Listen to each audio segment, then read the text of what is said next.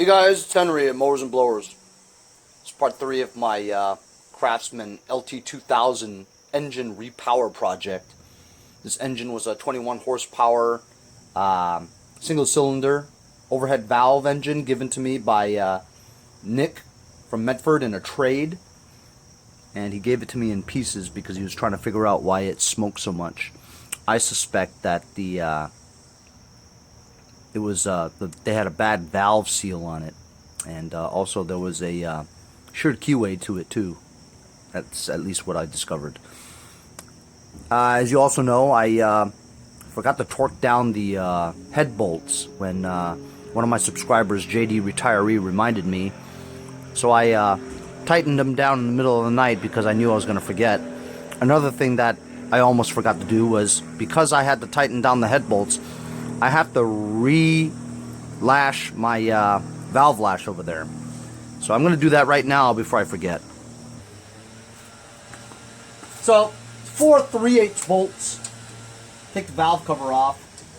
I didn't change the valve cover gasket because it was in good shape, you know. I have extra. If it leaks, I'll change it. But it looks good.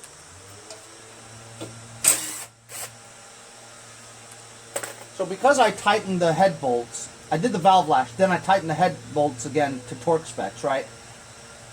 That pushes it out again and ruins my entire lash, you know? There's no oil that drips down, you know why? Because the engine doesn't have any oil! And it's tighter than hell, you know what I mean? I really should be careful because that could bend the rods, you know, if it's too tight. But we're talking about such little lash that if those rods can't take that, then they're terrible rods, you know. Anyway, so I gotta take the spark plug out again and get it to top dead center, or TDC. So I have it to top dead center. Screwdriver into the spark plug hole. Goes down all the way up. Goes back all the way down. So it's one. You can feel it. Boom. It stops like sort of right there. A little bit of resistance. I don't know what that is. Anyway, so now both are at its loosest. This 4 is actually very tight. So I know that I've got to adjust that for sure. I'm just going to see if I can just pull this back a little bit.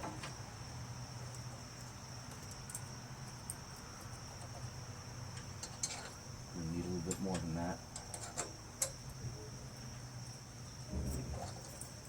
Now it was almost a whole quarter turn.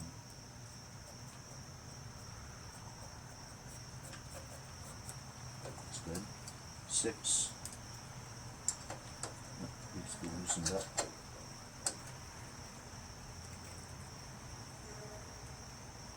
Actually, it's not bad. A little bit more.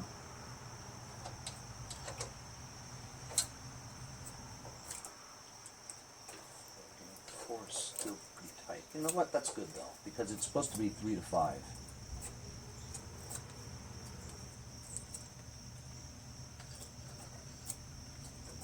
It's really pretty good. So it just needed a small adjustment. You have to tighten the middle torque screw. So you have it where you want it. Hold this, make sure it doesn't move, so you can tighten the middle part.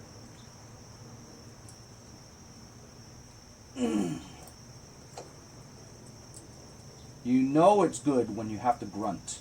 You know what I mean? This one's pretty loose. Yep. When you go, that's when it's done. Check it again. 4 thousandths on the intake. 6 on the exhaust. There we go.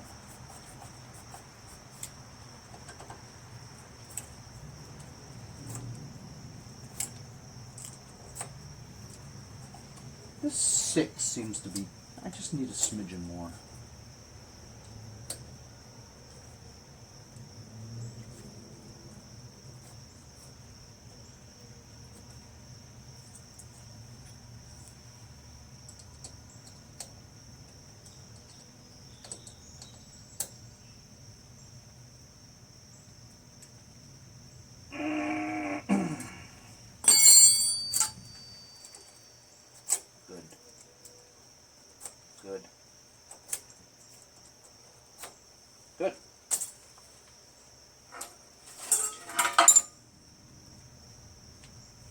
Now we'll just put the valve cover back on.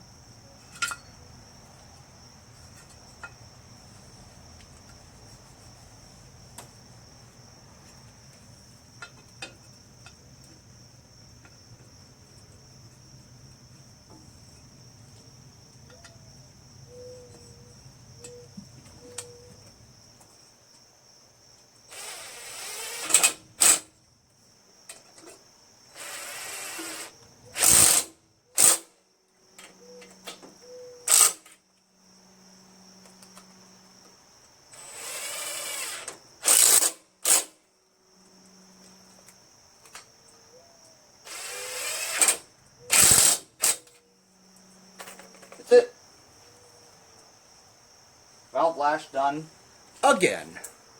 Next thing I'm going to do, I'm going to change the starter, because as you saw, starter before had issues.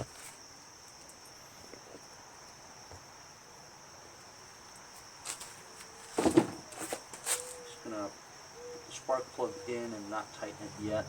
I have a feeling I might have to get back in there again. Something to do with the muffler, you know what I mean? So I've already loosened this last night just to show you.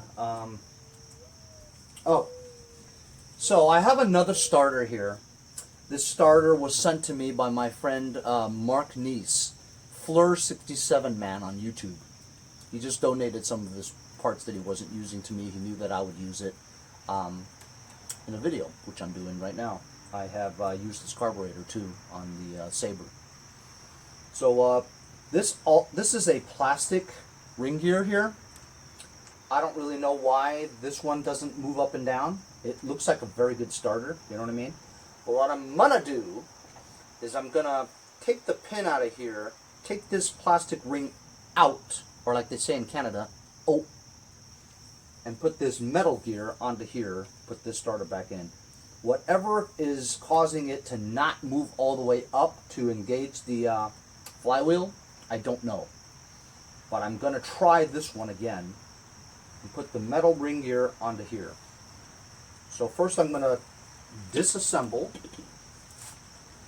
It's just 2 bolts. It's either a 1/2 inch wrench, which if you can get your wrench in there, sometimes it's really difficult to do, or it's a torque key.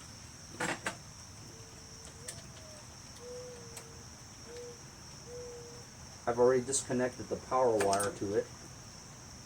Don't forget, on the left side you have one with these 2 tabs.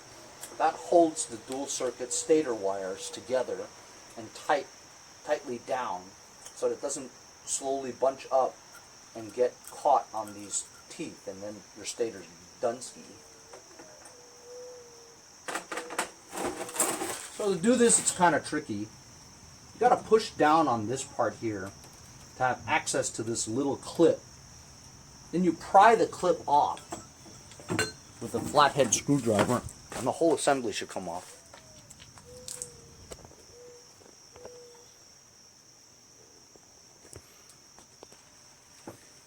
Mind you, this is not fun at all. It's not a good time. If you use too much pressure, you could hurt your hand, which I've done before. Not like this, but you guys saw.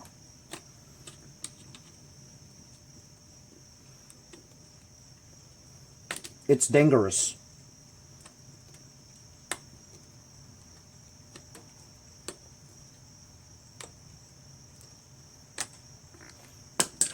I'm going to work on this, okay? Finally got it out. I had to use a smaller screwdriver that fit this little slot here, rotate it around so you can get the ends.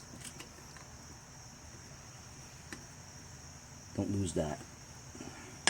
So this top part, just take it off slowly and flip it over like this so you'll know that that goes back on like this. Next goes the spring.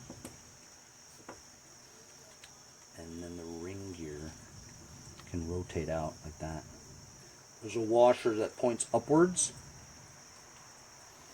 Some people I've seen puts it downwards, which could be a problem.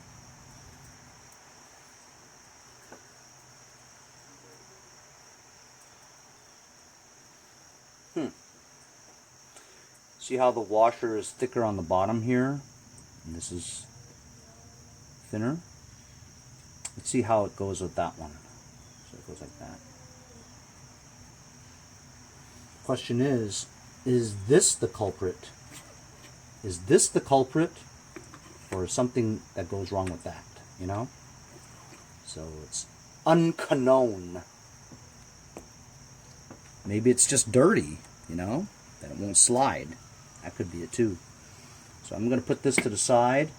I'm going to work on getting this plastic ring off of this one. And whether I just replace the ring or I put the whole assembly on there with the metal ring. What if this is good and it's just the ring, right? Maybe I'm just going to just replace the ring. I'm going to put the metal ring on here, leave this assembly on. That way we know for sure that if this works right, it's probably that assembly. If I put that entire assembly on here and it still does that, then you know it again, but that's a lot of work. So I'm just going to replace the rings. I'm going to take that off now. And you see, some are easy, some are hard. That one came right off. So I'm going to put this one over here, put that one down, put this spring back there. This is correct, pointed upwards. I'm just going to screw off the ring. Now you see the plastic ring, oh, look at this. On the top it's thin, on the bottom it's inset. So here's the ring. This is the inset. You know what? I think that guy, or whatever, whoever put that together again, the inset has to be on the bottom. This was, the inset for this one was on the top. So this might have been just flipped over. Either way, I'm going to put this one on here. See that? That's pretty smooth. Okay. I'm going to put this back.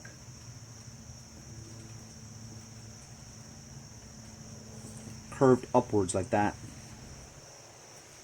The spring back here. Put the top.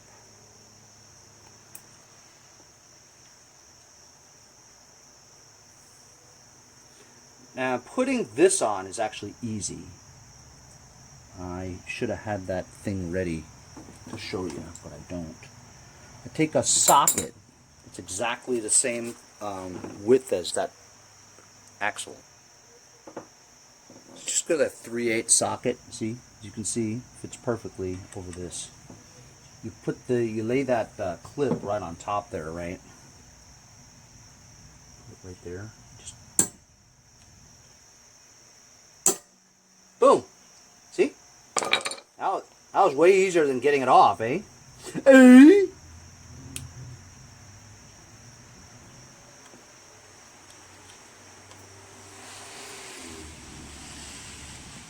That ain't going nowhere. So, I think this might work.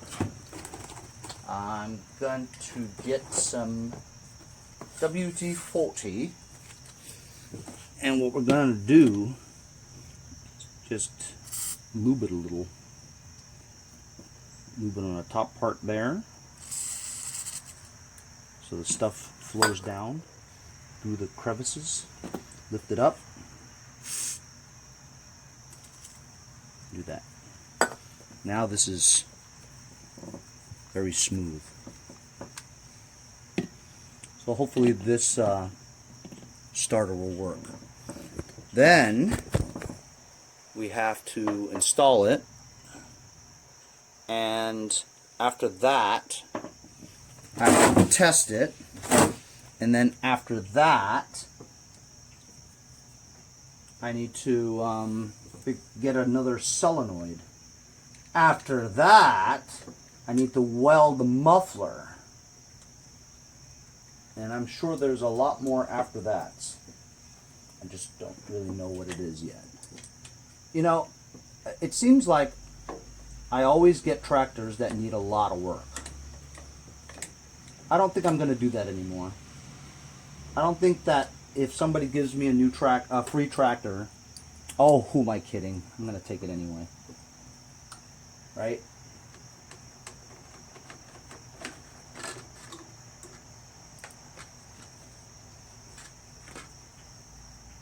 remember, this tab here goes around the two wires, holds the two wires down.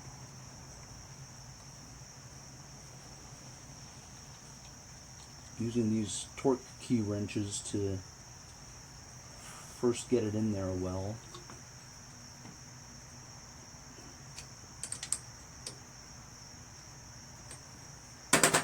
Then you can take a 1/2-inch wrench,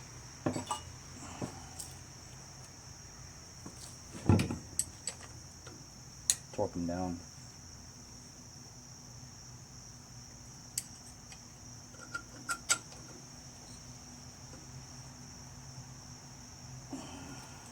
Be careful when you're doing that, because I cut my knuckle on these fins as I'm pushing down. It went just seared my knuckles. Knuckles.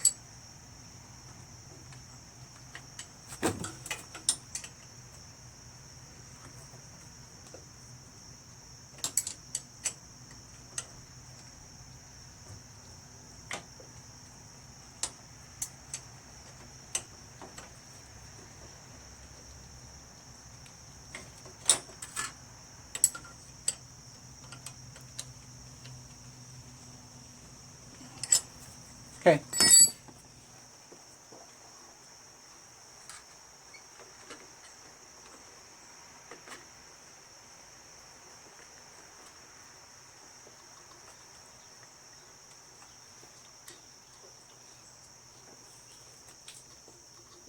I'm going to connect the wire from the solenoid. That's the power. But it only is connected when their solenoid works. Solenoid has the click. This thing goes upwards that connects the two red wires together. This is very important because the second screw on the inside, the inboard screw right there, is connected to two wires that complete the circuit.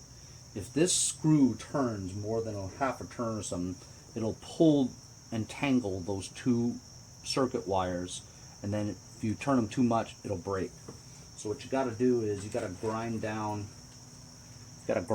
one of these 7/16 wrenches to be really thin, so that you can hold the inboard screw while you tighten the outboard screw. Since I used to work for the airlines, I'm used to saying inboard and outboard. I guess it's the same thing as maritime stuff, you know, like ships and stuff. Helps you identify exactly which one you're talking about.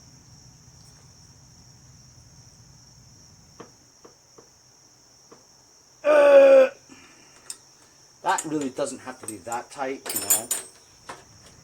Just need a very good contact between them, that's all. Alright, so we know that, here, watch. That doesn't work at all. Oh, you know what, because I didn't connect the, oh, it's here now. Change the switch. So the solenoid is busted, right? This clicks. So I'm going to test the starter and see if it turns the flywheel. You ready? I'm just going to jump it.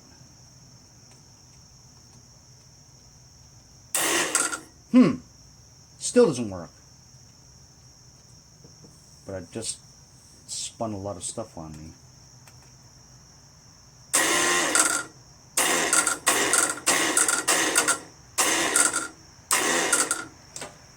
Man. That's weird, huh? Why is that so weird? Both of them don't work. It doesn't go up.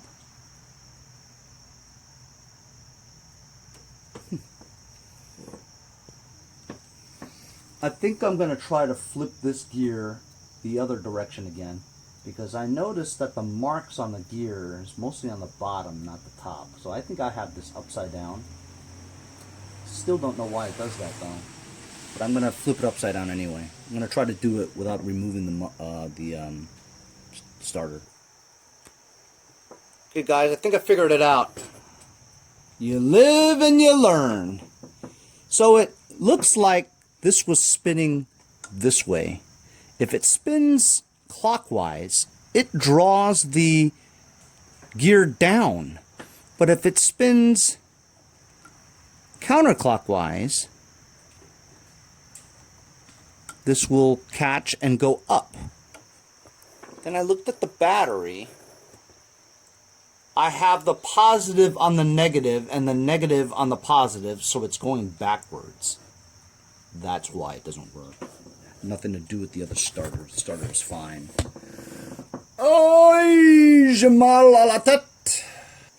Alright, I just swapped the terminals. Let's see if it works now.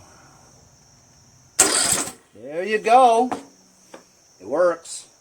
Just got to find a new solenoid now. I don't know if I have one. Well, look. At least we know a little bit more about starters now and the polarity, the negative and the positive polarity. And at least we know that the starter works on both. Right? Thanks again. I'm going to keep this on here. So, my buddy Mark Neese, your parts, as you can see, are going to 2 different tractors. Thank you once again for the donation. Really appreciate your support of mowers and blowers. I'm going to put that other starter together so that I don't lose the parts. And then I'm going to work on the finding a solenoid and then welding that muffler together. Okay, I just switched out a new solenoid. It's not new. I found it in my bin of parts. I have a habit of throwing broken ones back in there again. So I chucked the other one out. I just attached this one here. 3-post solenoid once again. This is grounded by when you install this onto the wall or something like that, and you put a bolt through the bottom of this bracket. But I haven't installed it yet because I'm testing it, right? So I have a test wire with a clip that grounds it. The other end goes straight to the negative terminal of the battery. You got the starter wire here. You got this wire coming straight from the positive terminal of the battery. Get some metal things out of the way. And let's test it and see. The switch I know works. I got it from Pete Lombardi. Thank you. And here we go. Let's see if this got the starter worked out. Let's see if this cranks. Yeah! Success. Success. I tell you, success.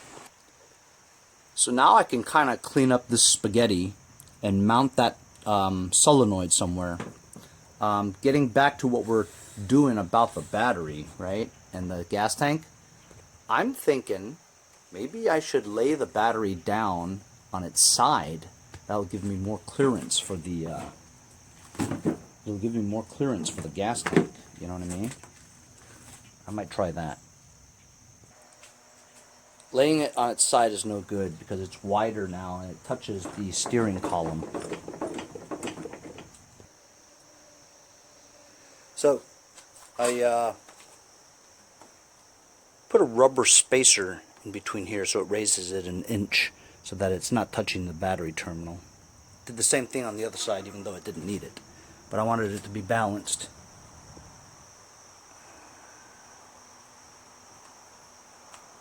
So, got the starter hooked up, got the gas tank hooked up, I got the solenoid hooked up.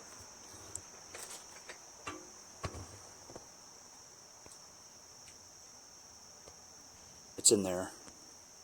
I had to drill a hole so it's grounded properly. And put the ignition switch and the harness back in there. Spaghetti's all tied up inside. Let's give it a try.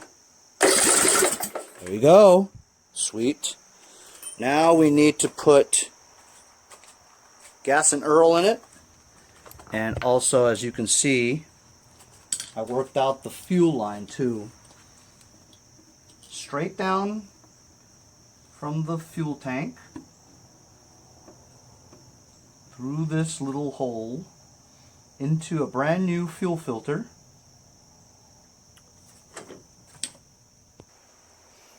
Almost forgot. Got to point out where I got this stuff, right? My fine friends over at ProPartsDirect.net, the lawn care professional's choice for parts, supplied me with fuel filters and fuel shutoff valves along with the hose clamps. So now I've got the fuel shutoff very close to the muffler. This is the 90-degree bend that you need because the nozzle points outwards. If you did not have a 90-degree hose, it would come out all the way over here and it might create a bend. So how ridiculous would it be if you had a big hose like that? So you need a 90-degree bend, and it goes straight up into the gas tank. So this is truly gravity fed. There is no incline whatsoever. The fuel should just pour right in here with no problem. Thanks again to my friends over at ProPartsDirect.net. We just need to add some gas, and I'm going to check the Earl.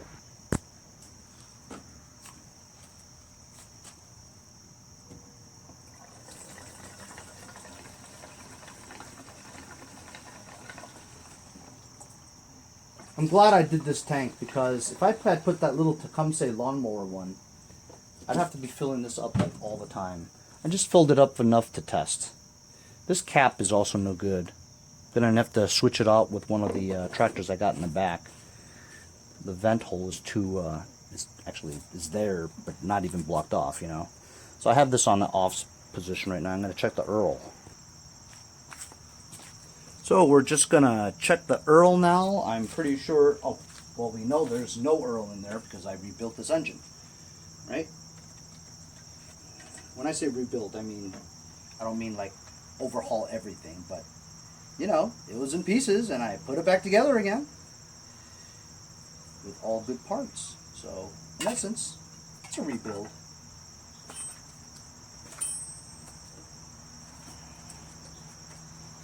SAE 30 Plus from my friends over at Lucas Oil Products. This has like 0.3 in it, which is good because I have another full one. So this takes about 1.2, 1.3 quarts of Earl. Actually, this seems like less than 0.3, so I'm going to dump this in here, then another full quart. And that ought to be close to the full line.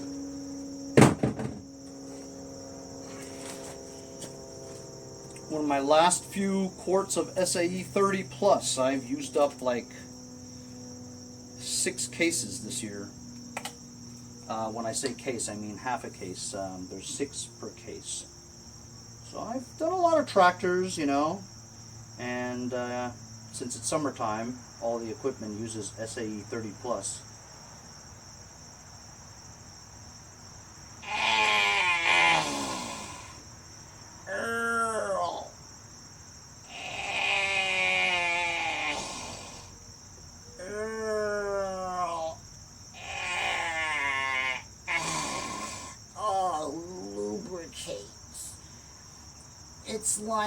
It's like putting on suntan lotion at the beach, or aloe on your sunburn. Alright, that's enough of that. So that ought to do it. I'm going to let it settle a bit and then check the levels in a bit. Okay, I just checked the Earl. It's a little bit over, but then once you splash it around and stuff, it should be right on the money. Because it's dry. I put the muffler pipe back in just so I can measure exactly where this is going to lay out. Stick this thing through the hole, make it flush, get like a black marker.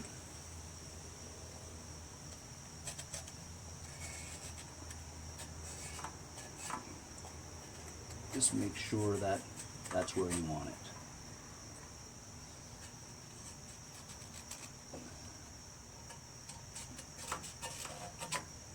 Close enough.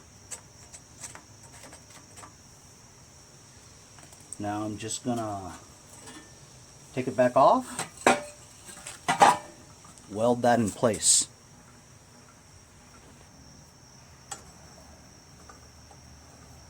Also connected the magneto wire back onto the magneto. We're close. We're close to starting this baby up. Sure hope it works. I'm always a little skeptical of my talent. I always doubt that it'll work right. So far so good. I'm 5 for 5, I think. Very good. But This one could be the one that blows up on me. I've put a couple of tack welds over here already just to hold it right. Just going to put another one on. You guys give me crap about not wearing a mask. I just close my eyes when I do it.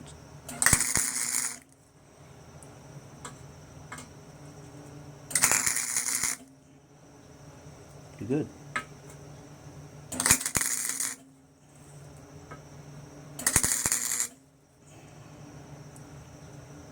Then when I go around, I'll use the mask. Like right now.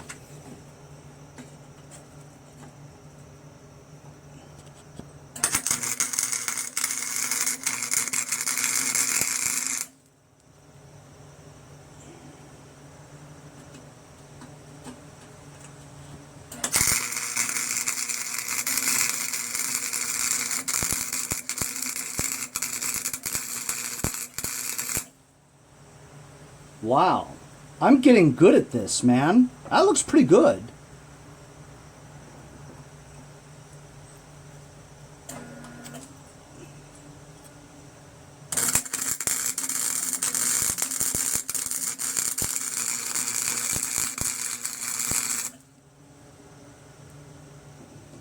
Hey!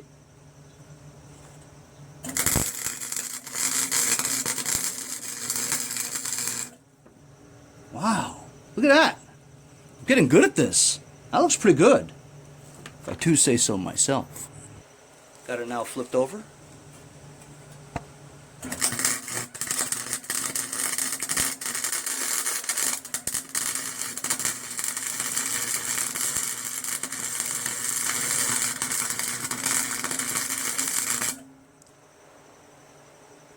Cool.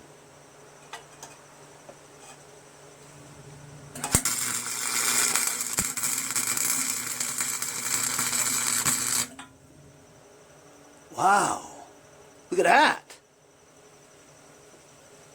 Can you guys see that? By Jove, I think I've got it. I've never been able to do those.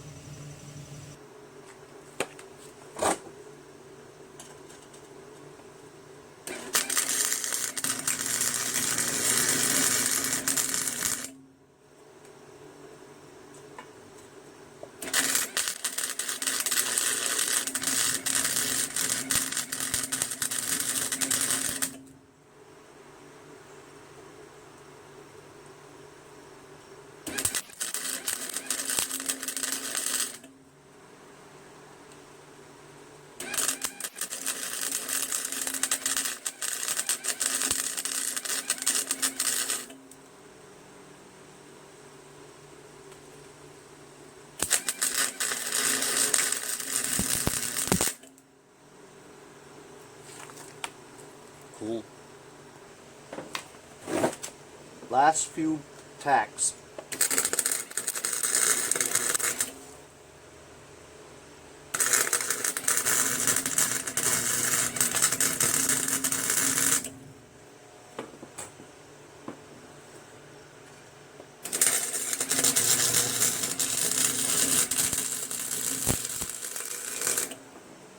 Awesome. I'll let that cool off and I'll charge my battery. Hey there, Ralphie boy! Check it out. The muffler is installed. Sweet! You know, I'm getting pretty good at this welding business. Finally got to park on my new driveway.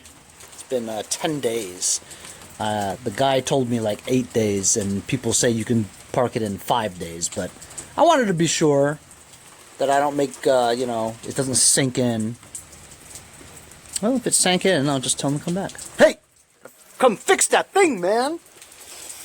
Looks like we're good to go. I got gas, I got Earl, connected the magneto, engine cranks with the starter, solenoid's fixed, starter's on there, it works. I didn't put the double stack pulley for the drive and the mower deck belt. Should I put that on first, or should I try and see if the engine runs? I guess I should try to figure out if the engine runs, right? Because what if the engine runs, but I put the pulley on there and it doesn't run, you know? So I should make sure it runs first before I put the pulley on, because what if the mower deck or drive or the transmission is seized? Engine won't crank, you know what I mean? So I'll leave it off just to see if the engine runs. Oh, I'm so nervous. So I've got a little bit more work to do on the gas tank combination because, check this out. So this was down, right? When I lift this lever, the gas tank goes up too. So does the battery, I think. I've got to work something out in there. Something lifts up in there. Might have to make the gas tank higher. See? Move the battery. I don't know how it moves the battery. That's alright.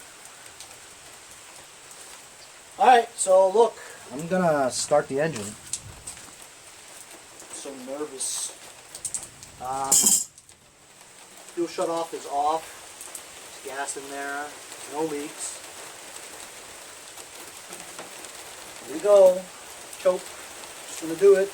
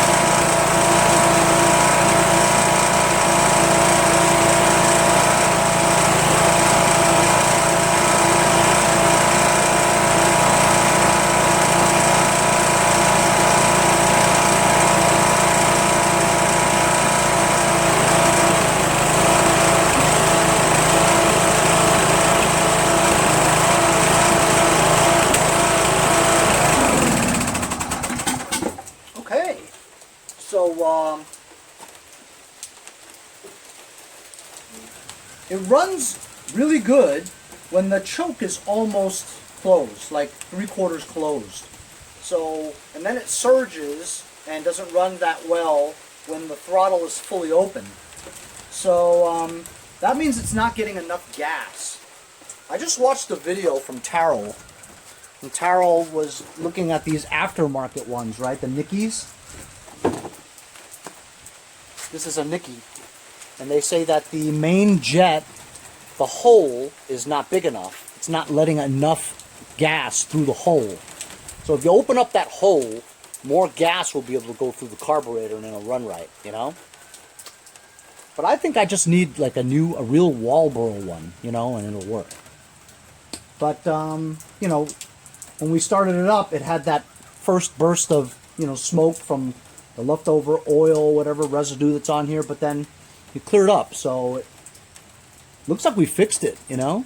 I don't hear any knocking and stuff, and it starts up pretty easily. I'm pretty stoked, actually. I honestly didn't think it was going to work right, you know? So, I don't see any leaks as of yet, you know? And there's something funky about the deck. I think the blades are seized on the pulleys. It doesn't really spin unless you really turn it with your hands. Grab the blade and turn it.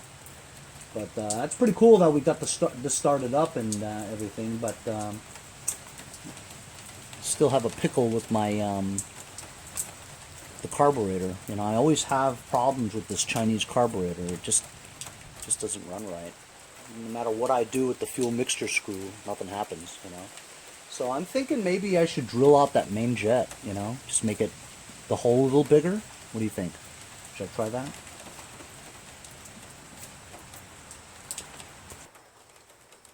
I didn't want to run this thing too long without the engine cover on.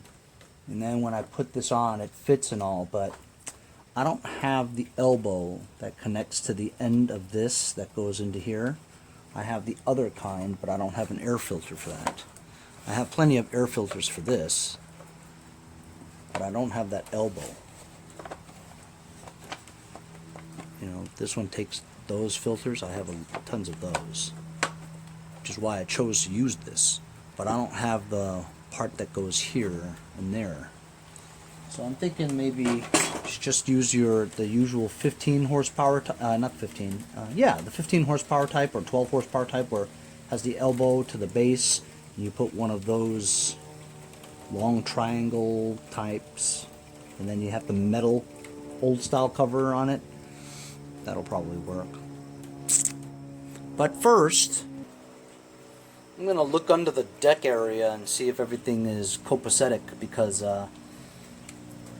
things seem to be funny down there, and I don't want to attach the belt, and then once you're running it, everything goes nuts, you know? Just want to make sure everything's cool down. Okay, so I figured out the deck. Everything's cool. There was a spring, a return spring that pulls the idle tensioner, the tension idler back, and it wasn't connected. It was just hanging there. Move the battery around so that it doesn't get in the way of this. Maneuver the gas tank around so that it's not protruding, so nothing moves when I'm doing this. Nothing gets in the way. And I believe I have this worked out. It was a little rusty. I connected I didn't tighten it though. I gotta tighten it. I just did something I never did before. I tightened the double stack pulley down there, one with the 5-inch ratchet, and somebody told me to try channel locks in between the two pulleys, grab it there, and tighten it that way. And you know what? It's gripped very well, and I got all my power into it. I got it tightened without putting the string into the thing or jacking it up and using an impact. So double stack pulley is attached. I think the belts are all attached right. PTO seems good. Height adjustment for the deck is good. We do have that problem with the carburetor not really sounding too good, you know, but I'm going to start her up and see if it moves forward and backwards and the deck moves. I meant the blades. I have this cover on. It's just sitting there. It may make a little rattling noise if it's not on there, but I wanted to isolate the air so it doesn't overheat, you know. So I'm just going to see if it moves backwards and forwards and whether or not the PTO works.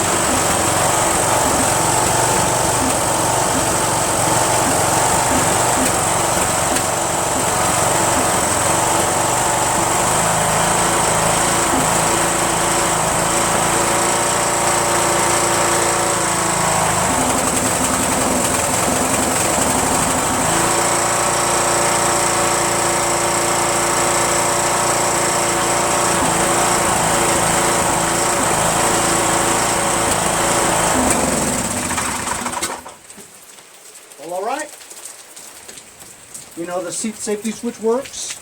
Everything works, man. And you know what?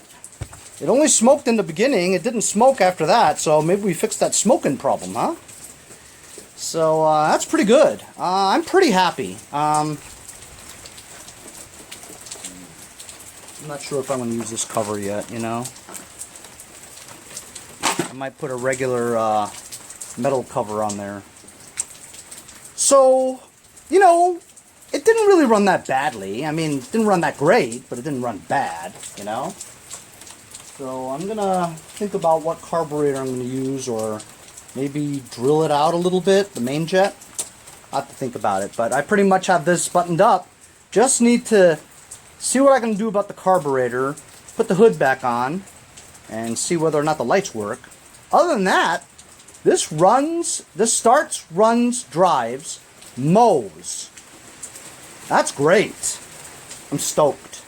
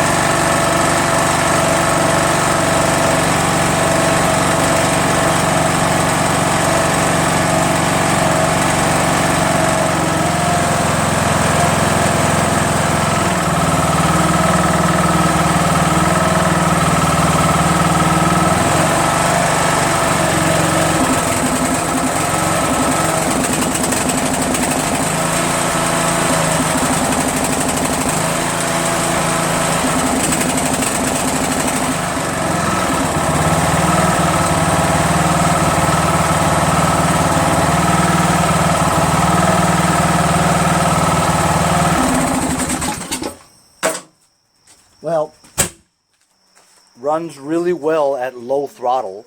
It runs like hell.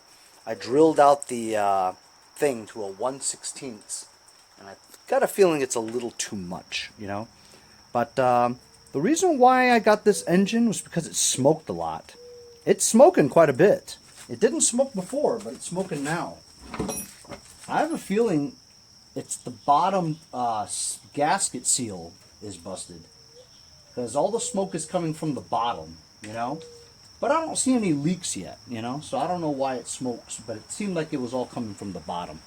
So this engine is not quite finished yet, and frankly, I'm getting a little tired of working on it, you know what I mean? I'm gonna have to do some thinking. Well, I've looked underneath, And I don't see any leaks coming from that area. The double stack pulley, no Earl on the top of it. Not at all. It's dry. But it seemed like all the smoke was coming from the bottom. I don't see any oil anywhere, but it still smokes a lot. Well, I might have to pull this engine because it can't go on here, you know what I mean? So, unless I pull it and flip it upside down and take a look at it, you know, I can't, you know, let this go the way it is, you know. So maybe if I pull that, I'll put this 12.5 on that I got from Pete yesterday. That ought to work. Just to get this Craftsman going, you know what I mean? In the meantime, I'll try to figure this out. If any of you guys have any ideas as to what you think it could be, I'm all ears. But I've worked on this all day, and I'm tired of it, you know? I'm getting to a point where I just want to throw this off a bridge. I'll see you guys next time on Mowers and Blowers. Okay. Hey guys, support my channel, buy a sticker. Also follow me on Instagram at Mowers Blowers. Check out my website, mowersblowers.com. See you guys on the